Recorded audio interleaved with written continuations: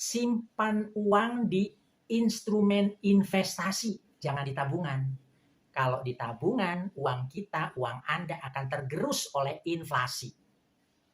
Tetapi uang itu bisa disimpan di instrumen investasi. Apa diantaranya? Bisa membeli dengan emas batangan.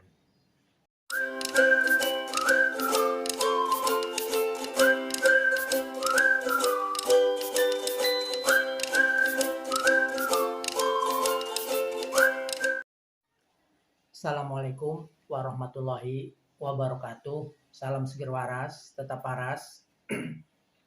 Saudaraku, sedulurku, banyak orang mencari-cari bagaimana caranya agar hidup kaya. Ada orang yang mencari tips berbisnis sukses. Ada orang lagi mencari tips berkarir yang sukses. Silakan Anda pilih mana. Tentunya dua-duanya tidaklah salah. Karena kedua-duanya juga akan bisa menjadikan Anda itu menjadi orang yang kaya atau banyak uang. Namun sebelum melangkah selanjutnya, tentunya Anda harus merubah pola pikir Anda tentang uang.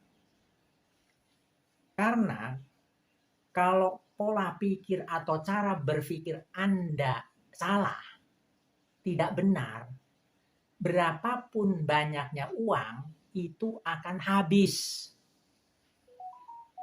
Oleh karena itu, ini harus dirubah cara berpikir kita, cara pandang kita tentang uang. Nah, apa saja itu tipsnya? Yang pertama, tambah pemasukan atau kurangi pengeluaran. Nah, apabila pengeluarannya terlalu besar atau lebih besar dari pemasukan, maka kita harus menambah pemasukan itu. Dengan cara apa? Bisa saja kita dengan cara bekerja di luar pekerjaan inti atau pekerjaan utama. Atau juga kita bisa berjualan online. Manfaatkan teknologi. Teknologi jangan dijauhi, tapi harus jadi sahabat. Yang kedua, simpan uang di instrumen investasi, jangan di tabungan. Kalau di tabungan, uang kita, uang Anda akan tergerus oleh inflasi. Tetapi uang itu bisa disimpan di instrumen investasi. Apa diantaranya? Bisa membeli dengan emas batangan.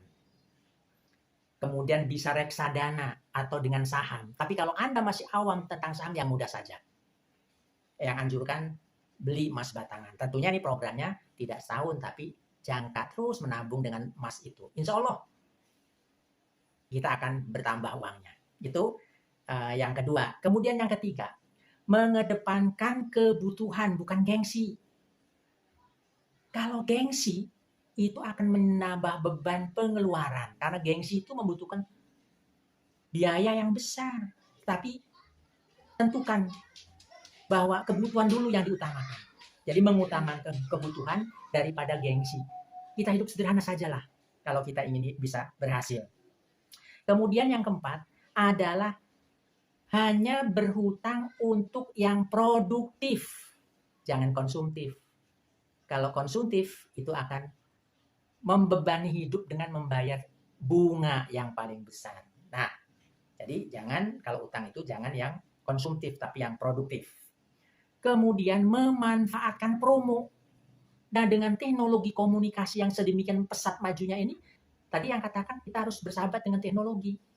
Maka promo-promo coba cari di media-media online. Nah, ketika kita menemukan promo-promo, bisa beli lebih banyak. Kemudian itu dijual dengan harga normal atau harga di bawah sedikit daripada harga pasaran. Nah, itu. Nah, ini tentunya apa yang saya sampaikan ini Harus benar-benar kita mempunyai tanamkan di dalam alam bawah sadar ini bahwa saya pasti bisa. Pengalaman Eyang dulu ketika masih bekerja seperti itu, sama Eyang. Ada aktivitas yang untuk bisa menambah pemasukan, sehingga alhamdulillah di masa sekarang ini kita bisa menikmati hasil jerih payah dulu yang Eyang lakukan. Dulu belum seperti sekarang. Dulu Eyang banyak berkecimpung di luar jam tugas kerja. Itu ada. Dulu ada yang disebut dengan multi level. Ada. Kita Eyang dulu bagaimana bisa menghasilkan penghasilan bulanan, musiman dan harian. Itu Eyang melangkah dan tanamkan. Saya pasti bisa. Kalau saya pikir bisa, itu bisa. Nah, demikianlah, mudah-mudahan ini memberi pencerahan bagi Anda yang ingin hidupnya lebih stabil di dalam perekonomian. Sekian dulu, terima kasih yang telah menonton video Eyang. Jangan lupa like, komen, dan subscribe dan share. Kita berdoa kepada Allah agar semua persoalan yang kita hadapi dimudahkan. Apa yang dicita-citakan terkabul dan hidup dalam keberkahan. Sekian, wassalamualaikum warahmatullahi wabarakatuh. Salam seger waras, tetap waras.